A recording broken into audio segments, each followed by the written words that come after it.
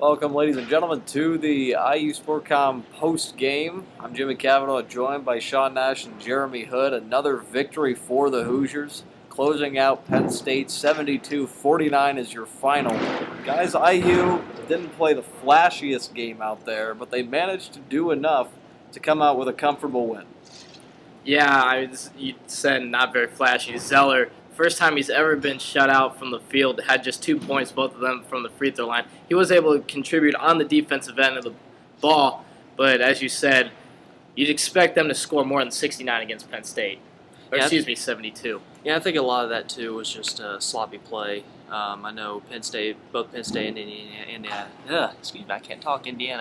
had a lot of turnovers. I think a lot of that was the mentality.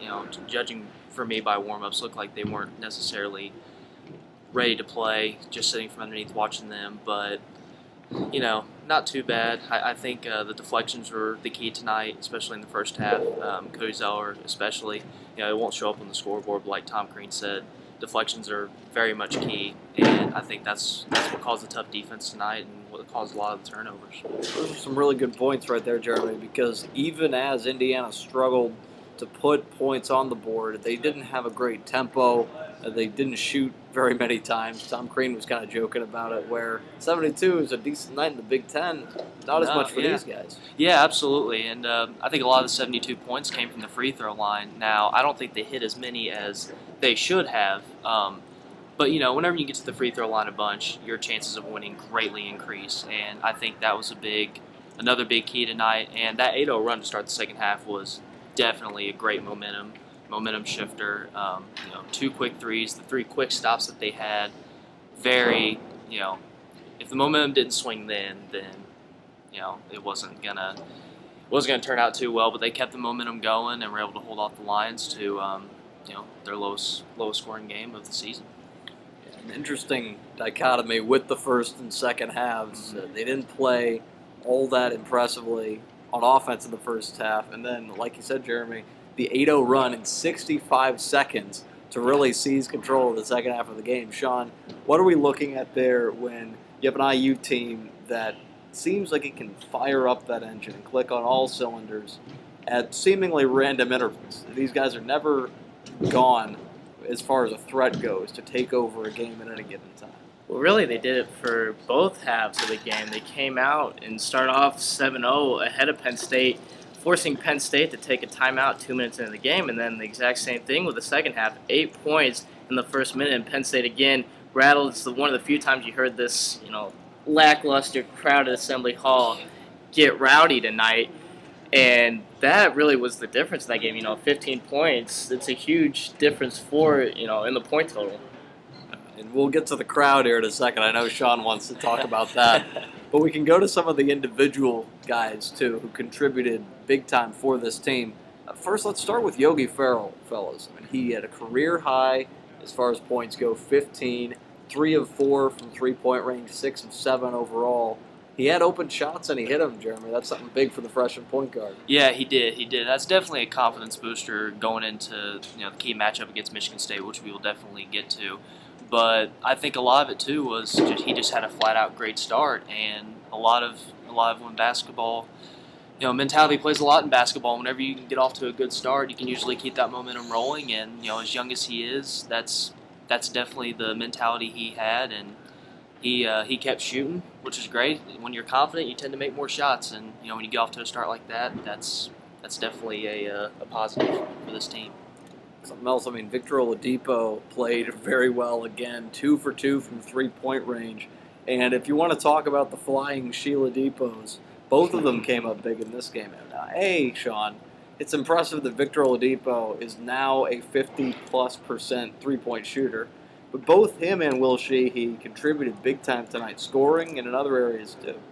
Yeah, entering the season, no one considered Victor Oladipo a three-point shooter. And as Tom Crean said during the press conference, it's all been hard work where he's improved on his shooting. And Sheehy, it's nice to finally see him show up, have IU having some bench productivity, which they haven't had in the past 3 games, even though he's the only one really contributing. He had 12 points, and I believe IU had 5 more points from the bench from the spread of Sheehy, Perea, Abel, and Hollowell each having a couple points each. But it's finally nice to see a six-man for the Hoosiers contributing. And it's also key that he's leading the Big Ten in average scoring when it comes to bench play. And let's be honest, there's a big question mark surrounding this bench team because, I mean, the veterans are definitely getting the job done to say the least. But Sheehy's doing his job. Hopefully, other teammates will start stepping up. I think we saw flashes of Perea tonight. He's kind of getting in that comfort zone, particularly on the defensive end. Had that great block shot. Got that so-called quiet crowd that we kind of had at Assembly tonight going. But if Perea comes along like he should be, he's tremendously athletic, and we saw that tonight.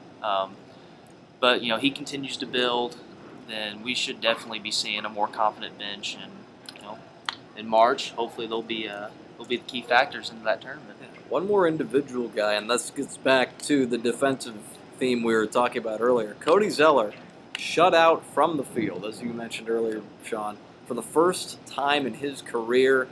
A very low-scoring game for Zeller, but a lot of credit was thrown his way by Tom Crean. He apparently had double-digit deflections, 8 rebounds, 3 blocked shots. Just talk about what we saw from Cody tonight, who came up big in other areas besides his offense. Well, it's probably the first time he's ever been shut out from the floor since the first time he picked up a basketball. Yeah. Go back to grade school for this. Yeah, facing his older brothers. But defensively, having 3 blocks, and then at least on the offensive side, he contributed to 3 baskets, having 3 assists, but pulling down 6 rebounds. So it's not like he was a complete ghost out there and irrelevant. He's going to need to step up defensively, and if there's going to be one game where you have an offensive lull, it should be against Penn State, or you'd want it to be against Penn State. Zeller's coming off 23 points and 21 points in his last 2 games, so it's kind of expected that he may have a little bit of a lull. He just needs to pick it back up to that intensity we saw him last week when it comes to Michigan State and Purdue moving forward in the next week. Glad you got to those games because we're definitely going to touch on those. Coming off this game, Penn State, one of those cellar dwellers at the bottom of the Big Ten. Coming up next, this IU team hosts Michigan State. They go to Purdue, and then Michigan comes in here for College Game Day. 3 tough games, 2 against ranked teams, and 1 rivalry game. Jeremy, are these guys ready for this type of test? I'll tell you what, whether they're ready or not, they're going to have to be. I mean, you talk about physical matchups, and that's what the Big Ten's all about. I mean, it's a very physical conference. There's a reason why last night it was 49-47. I mean, this Michigan State team is going to be ready to play. The road crowd is not going to faze them. I mean, they've been to Assembly enough. This veteran group's been to Assembly enough to they know what to expect. And Zeller can't have 2 points this next game. He just can't. He's going to be challenged. He's got Nixon Payne underneath, and I mean he's definitely shown that he can do it before. I mean he had a great outing in the Breslin Center last year. Hopefully he can do it again. We'll see. And as far as Purdue, again another physical matchup. DJ Bird was having a tremendous year for the Boilermakers. I think that's surprising to some people. But Indiana's certainly capable, like they have been all year, but they're definitely going to be tested more than I think they were tonight. And Tom Izzo's definitely going to have his troops ready coming in Assembly Hall Sunday afternoon.